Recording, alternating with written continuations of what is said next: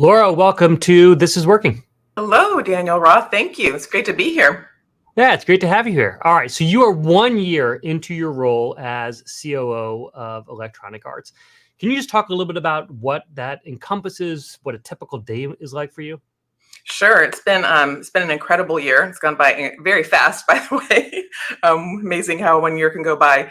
Yeah, it's been a really fun experience because I've held so many different roles within Electronic Arts, from running our studios to running marketing, our publishing teams, commercial teams.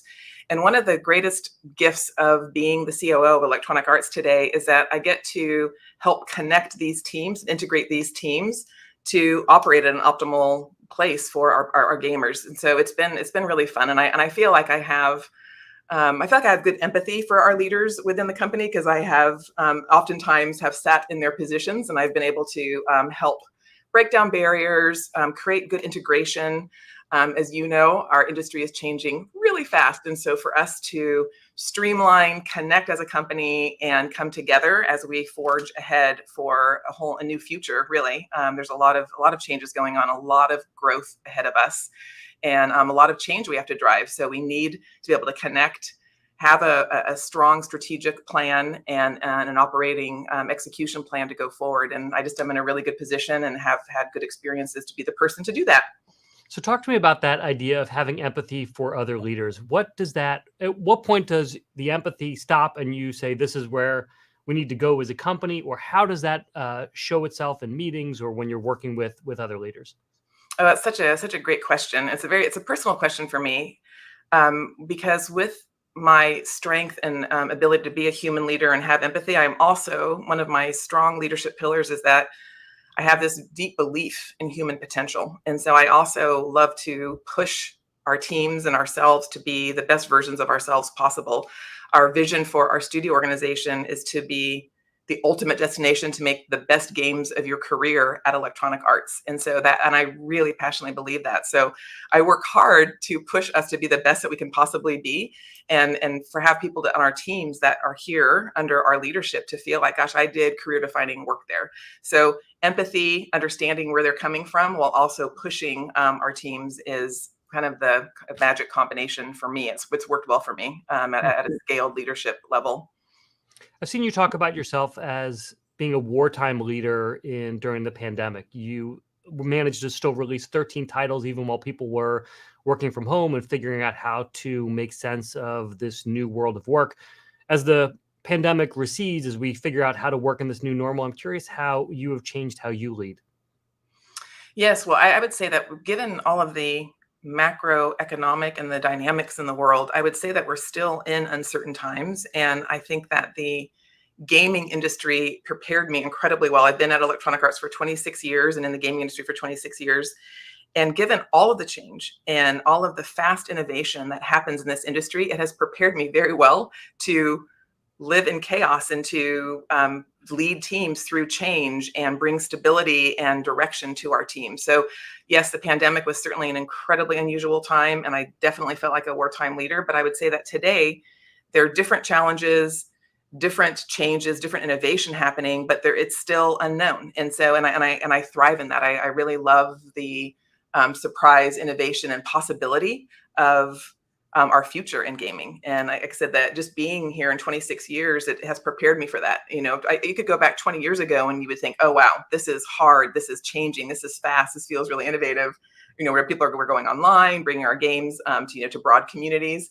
To today, still a lot of change ahead, a lot of things happening in the macro world around us, and then happening innovation in gaming in general. It's a really good time to lead. And again, I think that being in gaming my entire career has prepared me really well to lead us into the future. I would think that bringing order out of chaos or into chaos or reducing the chaos is part of the role as being COO. Do you think that chaos is just part of how the gaming industry has to work? Is that what makes it special? Is that part of the secret sauce of gaming? Or is that something that you think, I'm going to engineer this, out of EA? Oh gosh, no. I think change and I think chaos is probably defined by different people. But I think that change, innovation, speed at which we move is incredibly energizing and exciting. And I think that you you need to sign up for that and embrace that and know that that's what you're getting when you're in the games business. And so and again, whether people perceive it as chaos and, they need leaders to help bring order to that or not, it just depends on how someone wants to receive that circumstance in that situation. But again, a lot of change, a lot of innovation, and very fast speed at which this industry moves. And not to mention entertainment. I mean, I really believe that gaming is the future of entertainment. It is the future of social connection, and so we have to be prepared for that and be ahead of that, and put ourselves in position and our employees in position to show up with the best experiences for our players. Well, you've talked in the past about the gaming has been at the forefront of both the metaverse and social media. These were things that the gaming industry helped create. And now you're seeing big tech companies start to define what the metaverse is. Try to, Facebook has made or Meta has made a massive bet saying this is the future. We are going to define what the metaverse is. Social networks, I don't think people think about gaming companies as being social media companies. So as you look at now, do you want to try to bring some of that back? Should EA be the leader in the metaverse? How do you think the gaming industry, or EA in particular, needs to play a role in defining what the next what the metaverse looks like, or what the future of media looks like? Yeah. Oh gosh, love that. I think, and in many ways, I think the gaming industry already sits in that leadership position to lead where the future of entertainment is going. And I think it depends on how you define the metaverse. The metaverse is this incredible intersection of many idealistic things, and we see it as a 3D spatial representation of the worlds that we create, of creation, for players to have their hands on creation and have agency over their experiences. We also know that through that mechanism and through that framework, people will connect socially. And of course, there's commerce involved. And we're already doing that in gaming. And so gaming is miles ahead as an industry, as an entertainment mechanism and a platform than other companies. And when I think about the position Electronic Arts is in, when I consider our sports franchises, our sports universes that we've created, our Sims universe, which is incredible, something like Apex, Battlefield, we have these incredible franchises and brands that can bring people together, and how we stitch that together and how we bring that experience for players and show up for players, is something that I'm incredibly optimistic and motivated by. The way I've seen you frame it before, though, is the idea of reclaiming things that started in gaming. Do you feel it is necessary while there might be incredible innovations going on, I'm not sure that the world thinks about the gaming industry as being the leader in defining how this works. It works, the metaverse or social discussions work in a certain way within gaming, but then it kind of leaves and it goes into the broader world, and people see this as a certain way that gaming operates, but gaming's over here and the rest of the world is over here. Is there a future where gaming is defining how all of these new media work? Oh, yes, I believe yes, and I believe it is in a lot of ways. And those that are perhaps hesitating, we had it in the opening video, right? I mean, just the pure size today of gaming outpaces movies and music today. And I think, I'm not sure people are fully caught up to that idea about just the size and impact. And that's just revenue. When you think about how we measure it and what we value most is time. So the time spent in our experiences and the time spent on our platforms is extraordinary. Last year we had 4 billion hours of FIFA gameplay played just in this past year, and then we had an additional close to 2 billion hours of players watching gameplay. So the engagement model and the engagement mechanism that gaming and interactive entertainment has currently today is an unbelievable foundation for the future. And it's enviable by any linear media entertainment company in the world. So yes, I believe it is the future, and I believe it's already here in many ways.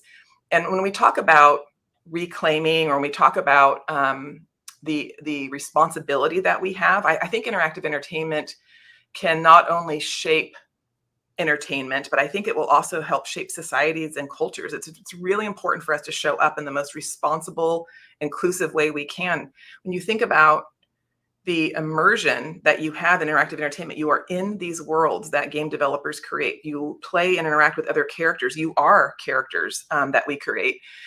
and that's such a different mechanism and such a different immersion than a linear passive entertainment that you sit back and take in.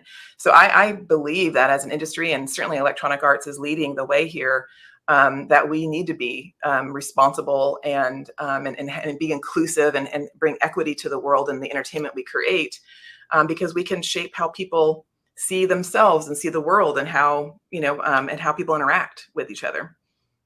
I want to give we have a lot of people on the stream right now. I want to give some shout outs. We've got hello from Tristan from Arizona, Noham from Atlanta, Caitlin, a senior manager at EA in San Francisco, says hi. Sarah says, I love this. I've been gaming most of my life. And there is a question coming in from John, who's an operations manager in the Army, who's based in Italy, who says, love the forward-leaning, innovative, people-centric organizational culture of EA. How does EA support transitioning military service members into the workforce? Is that an area of focus for you? Oh, I love that question. Yes, we have some very strong internship and recruiting programs. We really focus a lot on our STEAM, on tech and science in our recruiting and internship process. We certainly invite and welcome military members. We spend a lot of time with colleges and universities, so we're quite inclusive about how the net that we cast to bring the most talented people in. I would say that, as we recruit, what is most important for us is clearly skills and capabilities, and that's something that a lot of people have. The passion and people that come into our into our company, the passion and the people that love things, and people that feel strongly and are excited and motivated by games is incredibly important as we bring people in and that they affect our culture. So I would say that we bring people in and have programs well established for internship programs to help people get a good start. And I would say, please, throw your resume in. Please apply and connect with us, because people that care enough to be on a LinkedIn podcast about gaming are people that we want in our company that care about games. How do you find out if they're passionate about gaming? Is there a certain question that you ask every interview? Well, I think we having a conversation with someone, and we do spend a lot of time talking to people to understand what their purpose is, their values, why they're interested in coming to our company, and it comes through. It comes through on the personal engagement through our process, for sure. Got it. Laurel, every time I see you described anywhere, it always either leads or ends with the descriptor, the most powerful woman in gaming. I'm curious how you relate to that. Does that resonate with you? Do you think about the responsibility or the role that you have as being the biggest, most highest ranking woman in the gaming industry? Oh gosh, that's a very interesting question, actually.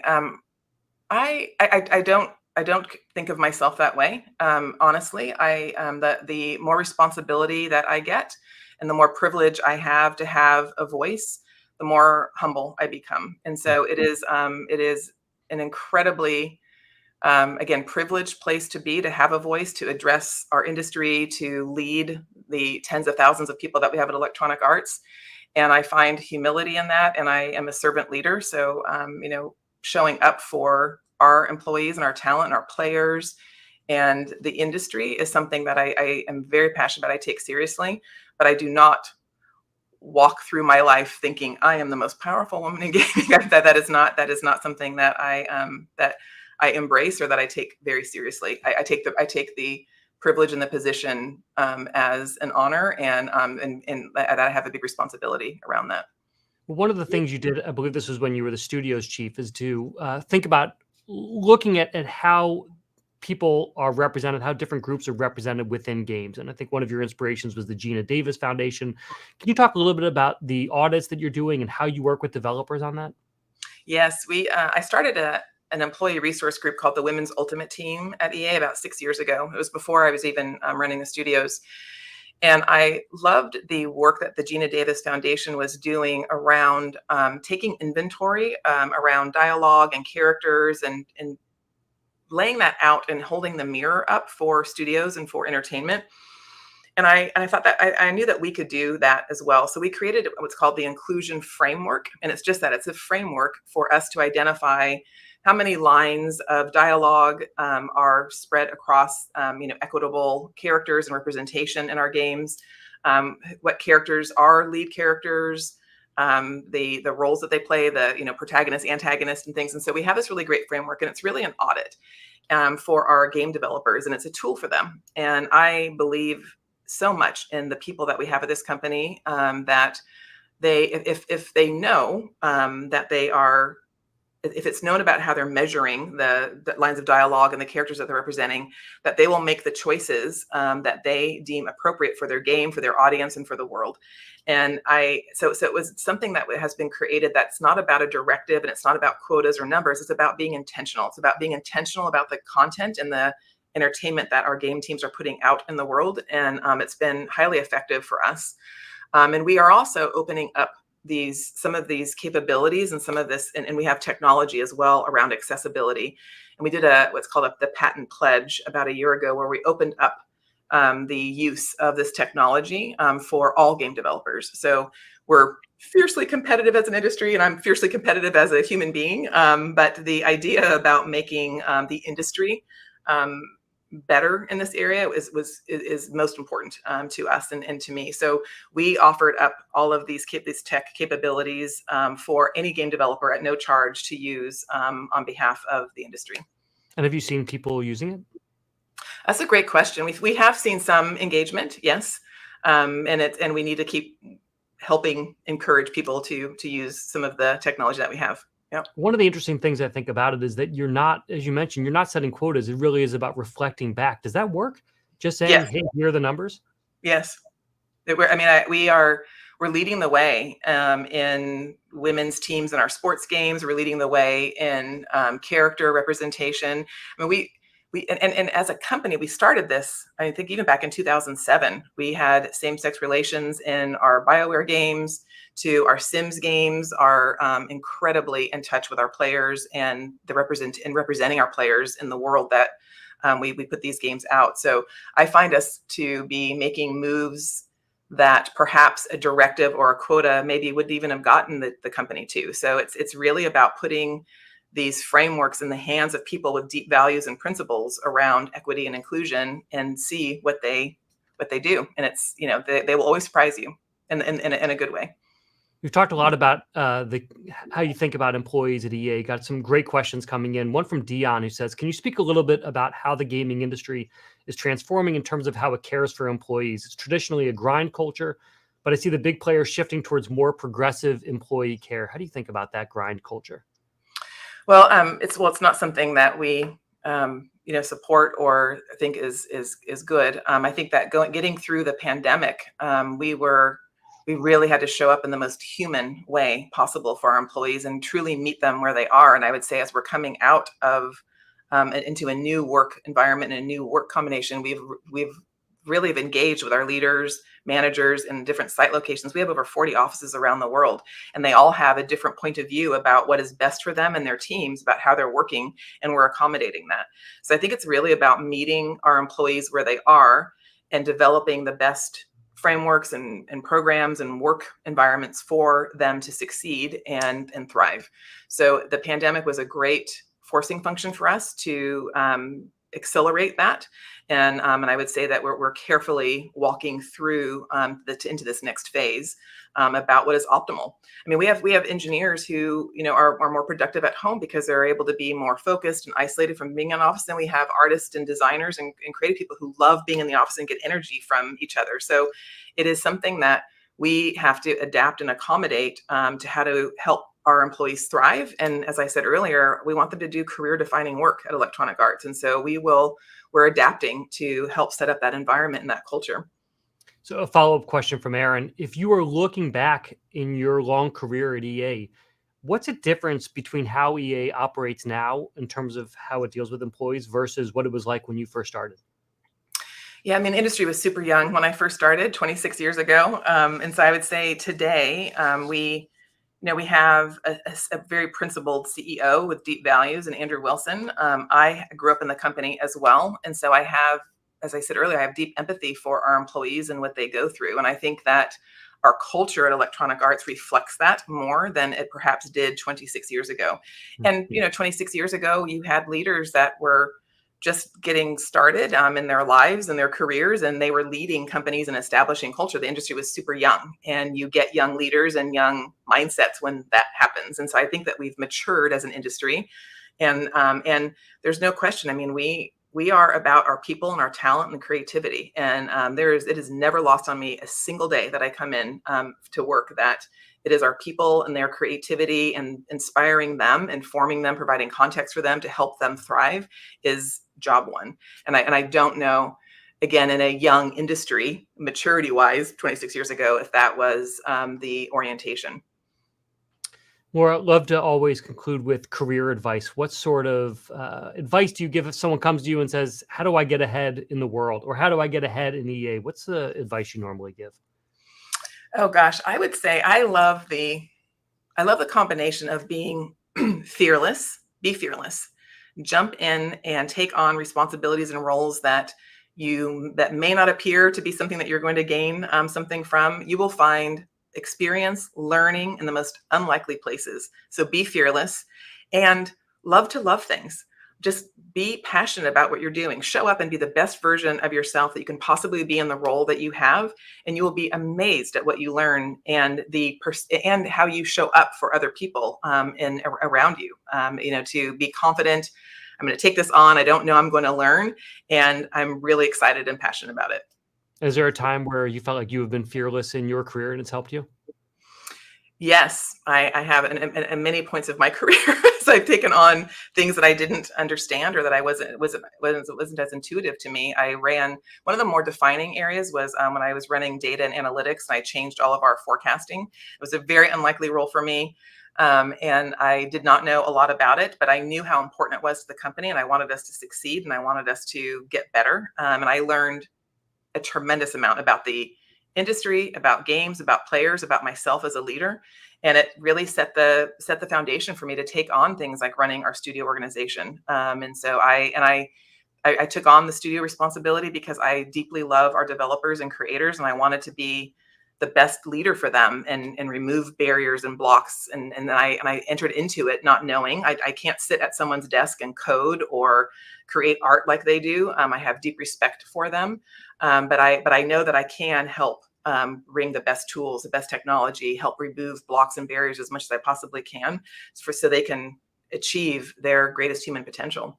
Just going back to when you were doing the data forecasting for EA, I mean, that I would assume, I'm just putting myself in your shoes, I would be like, this is not my area. I don't know these other people who know numbers way better than I do.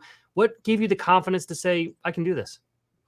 Well, I was in marketing and business at the time. So I was probably my second or third sort of role. And I had started in studio. So I was started a studio called Westwood Studios that was purchased by Electronic Arts. We created the Command and Conquer series. And so starting in studios was a great gift for me in gaming. I learned through the eyes of developers. I learned one of my first responsibilities was Westwood Online. So I was very connected to players. And so then I moved into marketing roles, and EA acquired Westwood, and I moved up to headquarters. And anything can impact a forecast. Anything can impact, player demand, the quality of the game. And so the idea that I could sit at that center and understand the dynamics of product strategy to a go-to-market strategy to a commercial outcome was fascinating to me. And I did not know anything about analytics or modeling, but I hired really great people. I hired a chief economist he was the chief economist at Nissan, brought him in. And I love bringing super smart people together and helping raise the IQ of a company and helping us be smarter about where we're going. And you trip and fall, you do. But if you have a learning mindset, you allow yourself to learn, make a mistake. It's okay. We move on. We make progress as long as you're 3 steps ahead and 1 step back once in a while, and you're making progress. You feel like you're having an impact. Laura, thank you so much for joining us here today. A lot of great information and insights. Always appreciate hearing these, and such a great feedback from the stream. So we hope you'll come back to This Is Working and keep talking about what you are developing, what comes next at EA. Thank you so much, Daniel. I'd love to come see you in person in New York City. Anytime, we're here. Empire All right. State, come on Great by. seeing you. Thank you. Okay. Thanks. All right. We release each episode of This Is Working as a podcast and as a newsletter. You can find it anywhere you listen to podcasts, and you can get more advice from the world's top leaders by subscribing to the newsletter using the link you see on the screen. I'm Dan Roth. Thank you for watching This Is Working. We will see you soon.